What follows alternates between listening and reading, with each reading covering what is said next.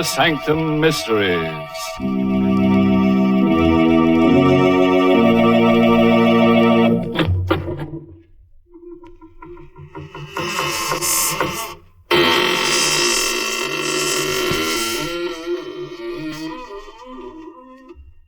Good evening. Welcome once again, friends of the Inner Sanctum. Don't hesitate, come right in. Once you get used to these grim surroundings, you'll never leave. Nobody ever does. Once you're in, you're out. This is the kind of place that grips you. The kind of place where the bars hold and no holes are barred. So come right in. Your only ticket of admission is your promise not to tell anybody about anything you may happen to hear tonight. Red, what a coincidence meeting you here at the post office. Yeah, gotta mail a package. Yeah, so do I. Hey, our packages are identical. Yeah, that is a coincidence. Yeah. Same size, same kind of fiberboard boxes. Even the same reinforced wrapping tape. Well, I'm mailing something fragile. Oh. You should see the cushioning. Now, that's a coincidence. I'm mailing something fragile, too. 2 very rare unicorn lamps. I wrapped each one separately. Hey, it wasn't easy with those horns, let me tell you. Unicorn lamps? Yeah. I'm mailing unicorn lamps No. to a special someone in Cleveland. Cleveland? Now, that's really a coincidence. I thought Katie was going to be the only one in Cleveland with unicorn lamps. Katie? Yeah. Did you say Katie? Yeah. Talk about coincidence. Whatever your package, wherever you mail it, remember the 3 C's of good packing: appropriate container, proper cushioning, secure closure. For more information, contact your military postal service.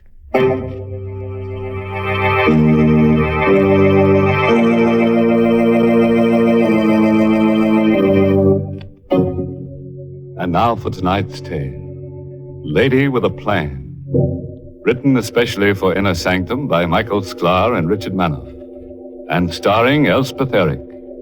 It concerns a lady living in strange confinement and her fiendish scheme for escape. Moore Penitentiary is a sprawling mass of gray granite on a deserted landscape.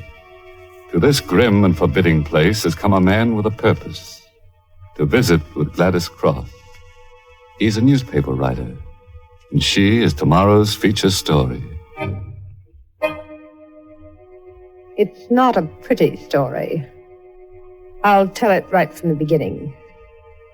I'm no stranger to Moore Prison. I was a bride when I first came here, wife of the warden, first lady of Moore Prison. What a laugh. It was a strictly business proposition. Edward got a wife, and I got security, in what I thought was a convenient way of life. But after 2 years of living like a prisoner in a house that was inside the walls of a jail, with a man who was 15 years older than I was, I'd had enough. But Edward had other ideas. Divorce. You don't mean a word of it, Gladys. Stop telling me what I mean. Will you give me a divorce? When you're feeling less excited, we can discuss this sensibly. No, you can't put it off. I've had all I can take. I don't understand you, Gladys. I've been a model husband. Model husband. You've treated me the way you treat your prisoners.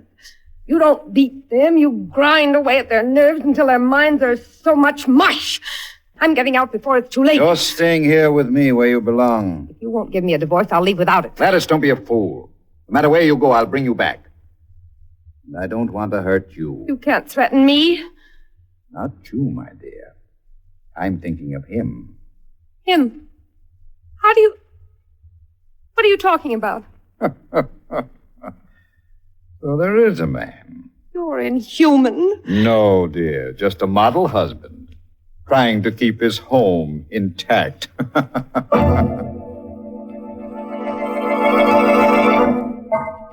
There was another man. Stephen Bromley and I were in love, drawn together by a hate for Moore Prison. Stephen was the assistant warden. I got word to him that I had to see him, to meet me that night at our secret rendezvous, a deserted side road 2 miles from the prison. When I got there in my car soon after dark, I didn't have long to wait. Stephen? Yes, Gladys. I came as fast as I could. Here, get in the car so we can talk. Something is wrong. I spoke to Edward this afternoon. He refused the divorce, and he threatened me if I left. He suspects there's someone else. What? He doesn't suspect it's me. You, his assistant, he'd never suspect you. He will eventually. We've got to get away. But Edward threatened me. Edward. Look ahead, Gladys. You know what'll happen. You've seen it happen to the prisoners. You'll snap. Your nerves will give way. He'll break you. Then stop it. You know there's no way out. There is. It's your game. I know what you're thinking, but that's impossible. We could never get away with it. If we could, would you do it? Tell me how. Bucky Briggs. Briggs for life. Uh-huh. You can have him transferred to work in the laundry.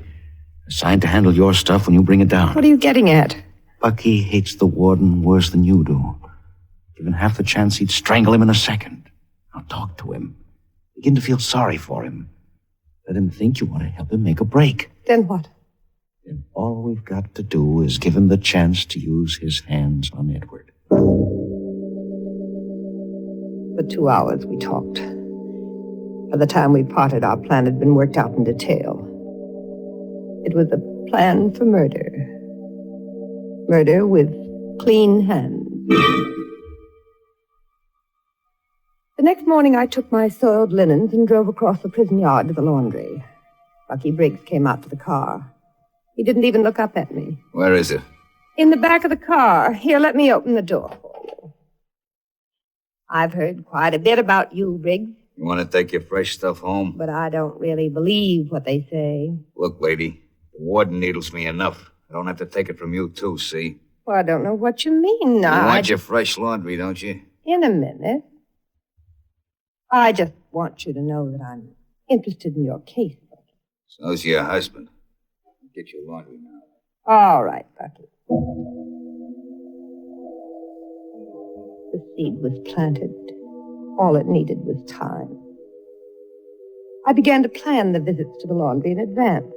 The remarks I would use, stopped intimately and at close quarters out of the earshot of others. And after a month, it came like the fulfillment to a patient prayer. I was at the laundry waiting for Bucky to bring my clean stuff to the car. He came out, stepped into the car, took a quick glance around, and suddenly slipped close to me. It's up to you, baby. Get me out of here, and then it'll be you and me all the way. Deal? I've got it all figured out, Bucky. You don't waste time, beautiful. Give me the dope. Tomorrow, when I come back, be ready. Check. I'll get word to some friends to pick me up on the outside. Just one more thing. My husband. It'll be a pleasure, baby.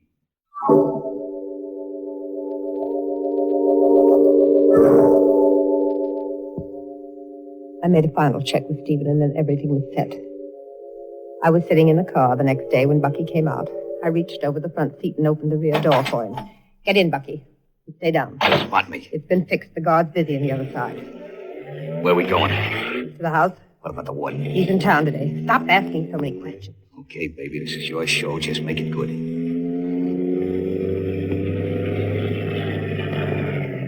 This is the back of the house. Not a soul in sight. Now follow me out. Hurry.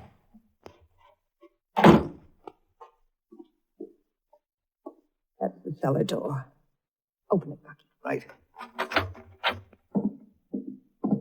Now, down the steps. Now what? The coal bin. Hide in there. You may have a long wait. I got patience, baby. I've been waiting 2 years for this. When it's clear, I'll call you. 3 bangs on the steam pipe. I get you. That's when I take over. Our room is directly overhead on the second floor. Check. All right, Bucky. Get in the bin. Hold on, baby. It's no way to say goodbye. What? I like them personal. Like this. No, not now, Bucky. No.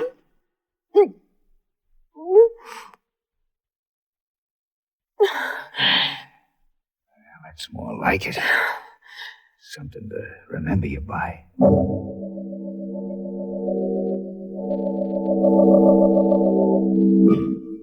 Edward returned an hour later. I was puttering around the dinner table, too jittery to sit and wait for the commotion to break. And then, quicker than I expected, it happened. Siren. That must be the break. I know they can't get away with a break here. Hello. What the devil's happened? Briggs, form a searching party and wait for me. I'm coming over. Briggs is broken out. Any thought of how he did it? Nobody won't get far. I'll find him. And when I do, I'll break him for good.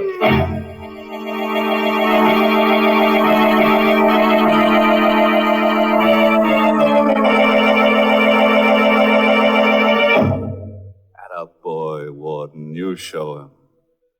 But instead of listening to that alarm, you should have paid more attention to that wife of yours. Because that siren is cooking up something that'll be a real scream.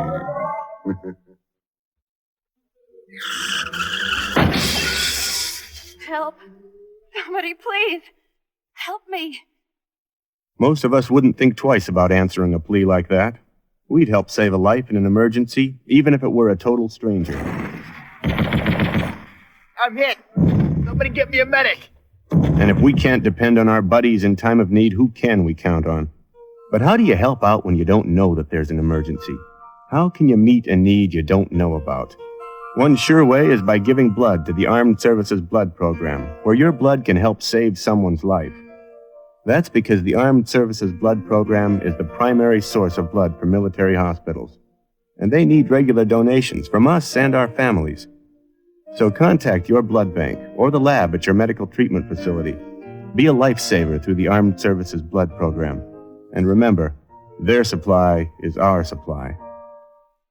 The Roberts, They gave us a toaster. Joanne and Ed, Toaster? Mrs. Perez. Toaster. When you're looking for the perfect gift for any occasion, don't forget about U.S. savings bonds. A bond is the gift that keeps giving because it pays competitive rates when held for at least 5 years and will continue to earn interest for up to 30 years. Bill and Martha. Toaster. Oh, your Aunt Libby. A hot toaster oven. Ooh, the Phillips. Toaster. U.S. savings bonds, because unlike many gifts, you can never have too many bonds. Contact your finance office for more information.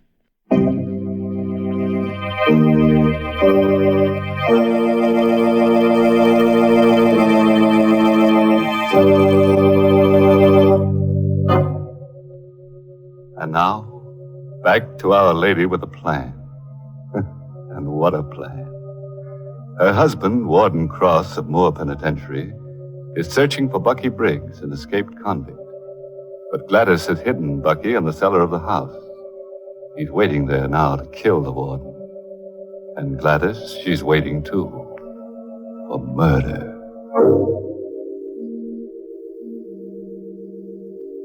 I went up to bed after Edward left and lay there tense. The sirens had stopped. For hours, there was dead quiet everywhere. Then close to midnight, I heard the door open downstairs. It was Edward. I could tell from his footsteps that he was tired and defeated. I lay perfectly still, waiting for him to come in. Gladys, Yes? still up? Yes? Got away. Incredible. Got away. No one knows how. I didn't answer. He was a different person, harried, shaken.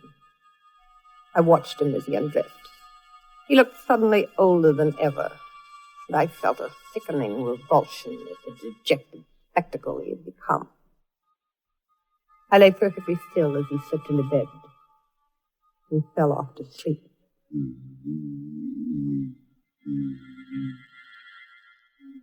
He was fast asleep now. I reached down over the side of the bed for my shoe and softly tapped its heel against the steam pipe. Edward was still asleep. I lay back and waited.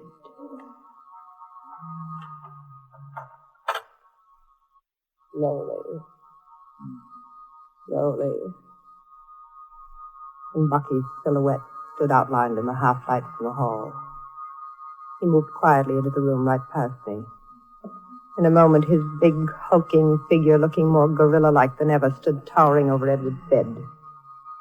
I saw his hands reach out cautiously for Edward, but just a moment too late. Who is it? Get away from me. Get away. This is the payoff, Warden.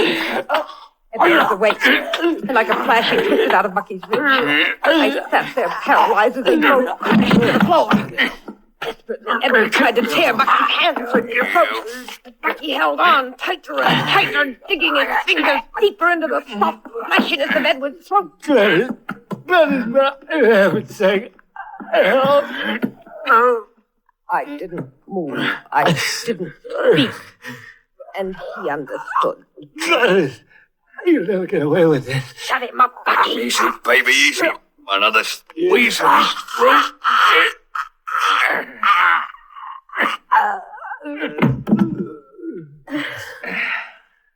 There. Just like you wanted him. I want to see for myself. You don't have to. When I twist her neck, stays twisted. Dead. Now get me out of here. There's a rope and a scaling hook behind the cellar door. Check. Stick close to the house until you reach the hedge. Then out across the south wall gate. Check. All right, now go. You're forgetting something. What? Come here. Oh, take that, Bucky, please. No. You gotta do this more often. I'm getting to like it. Please, go. Okay. Just one thing. Remember, give me 2 hours before you turn in the alarm. I'll be waiting for you out there. Goodbye, baby. As soon as he was gone, I glanced at my watch and followed the second hand around twice. Now I was ready. Who is this? It's Mrs. Cross. Bucky Briggs was hiding in our cellar all the time. He's killed my husband. What? Do something before it's too late. Which way to go? Toward the south wall. Nice. I put the phone down. My part was over. The rest was up to Stephen in the main tower. I waited 5 seconds, 10 seconds, 20 seconds.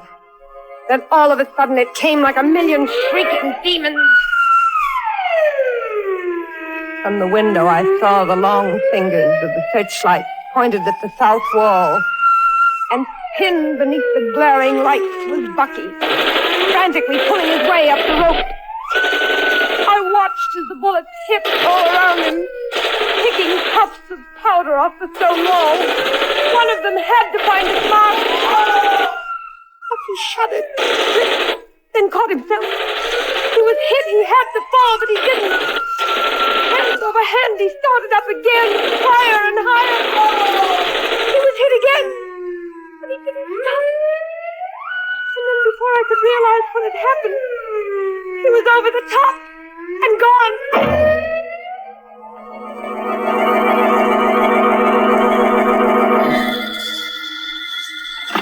Hello? Mrs. Cross? You found him on the outside? No, not to trace him. Okay, got away. But how? He was hit twice. That's right. The car must have picked him up. But we'll get him. Unless those bullets kill him first. He's got to die. He can't live. He mustn't live. Don't worry, Mrs. Cross. We'll find him. Dead or alive. I hung up. Dazed. Now Bucky was out there, waiting for me. A light. A machine gun. He knew now that I'd double-crossed him. And he was waiting out there to kill me. The next week was a nightmare. Edward's funeral, the messages of condolence. No chance to see Stephen alone. And then one night a week later, he came to me. Nervous, worried. We messed it up, Gladys. No trace of Briggs, which means he's alive and out there. That's not so safe for you. But we're safe here. Of course, Gladys.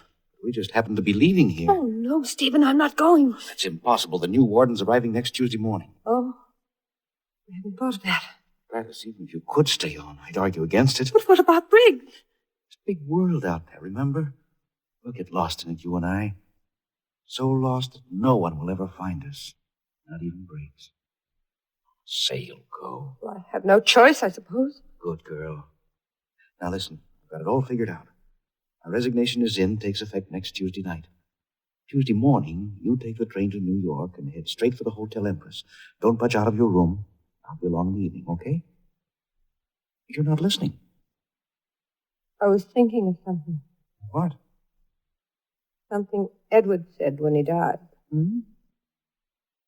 You'll never get away with this.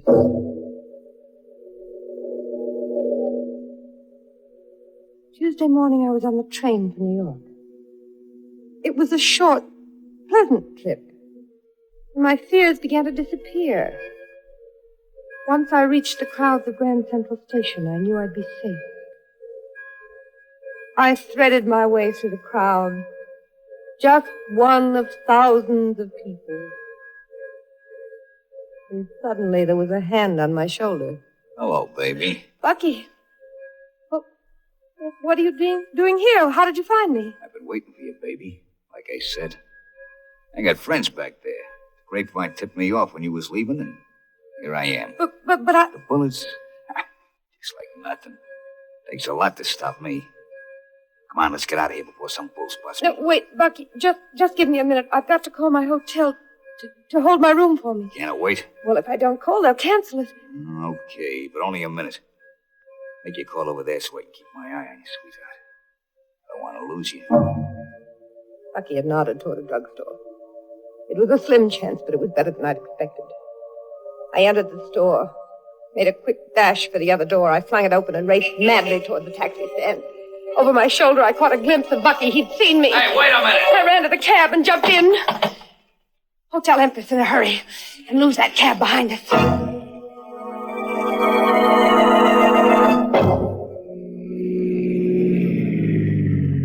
Okay, lady, this is the Empress. We shook that other cab. I headed toward the entrance. Just as I entered, I caught a quick glimpse of a cab pulling up to the curb, but I couldn't stop to see. I rushed into the hotel, up to my room, and locked myself in. Before I even had time to think, the phone rang. Hello? Hello, Mrs. Cross. I just had a gentleman up to see you. I banged the receiver down. So it was Bucky in that cab. I had to get out. There was only one elevator, and I couldn't try the stairs because I didn't know which Bucky would use. I had only one way out, the desperate way, and I decided to take it. I unlocked the door. I turned off the light, and I took a pair of scissors from my handbag and waited behind the door. I wasn't a moment too soon. Come in. I pressed against the wall behind the door and watched it open slowly. Then, leaping forward, I plunged the scissors into his back. Oh! That's me, Stephen. Stephen! You said you were coming at night. What? I left earlier to surprise you. Why didn't you phone? You hadn't arrived yet. Oh, Stephen.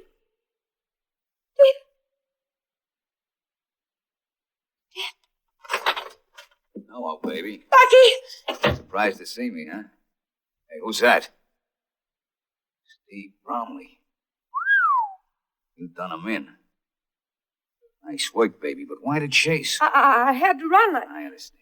Screw was following you. Thought you'd lead him to me. Yes. Sure, well, you did right, baby, but let's get out of here. No! You got no choice. Come Let on. go of me! Shut up. You'll have the whole hotel on that Let go of me! Come on, baby, or I'll break you. Get away from me! Come on. What's going on in here? The house stick. Holy I'm cow. getting out of here. There we are, both of you.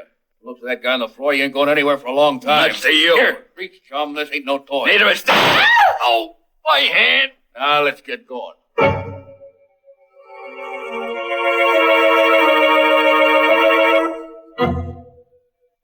There isn't much more to tell. You were at the trial, you know the rest. I'm back at Moore Prison for good. As a real prisoner this time. And Bucky, he's got a few hours before they take him to the chair.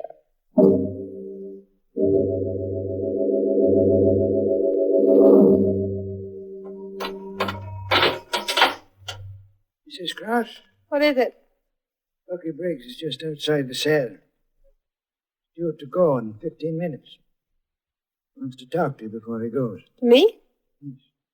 All right. Doesn't matter anymore. Riggs, it's okay.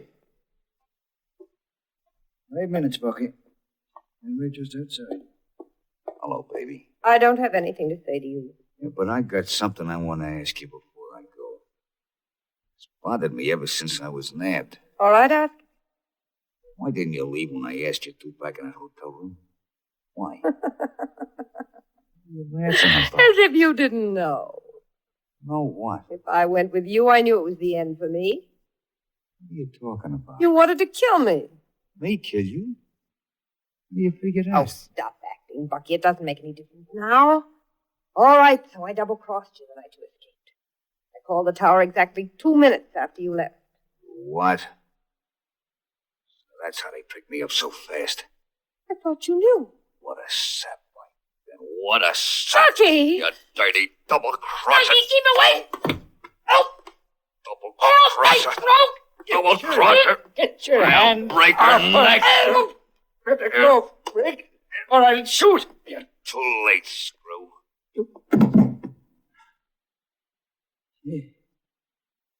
She's dead. Broke her neck. It don't make no difference now. Can't kill me twice.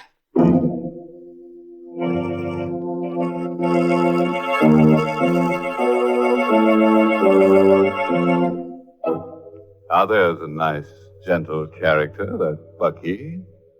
Just a little too restless with his hands.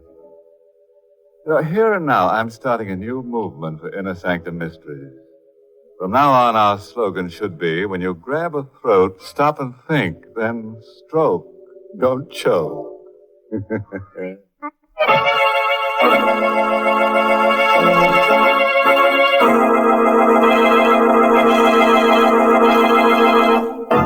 Before we say goodnight, friends, here's an epitaph for the tombstone of Gladys Cross.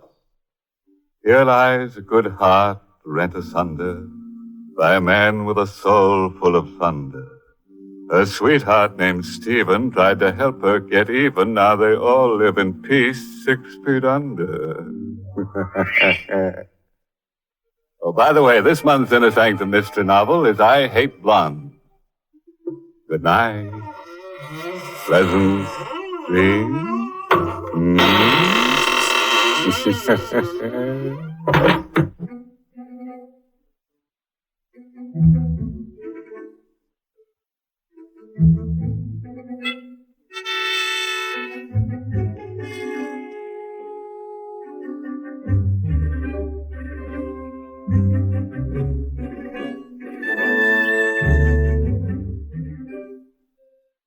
Try Lipton's Noodle Soup. And tune in next week for another Inner Sanctum mystery. This is CBS, the Columbia Broadcasting System.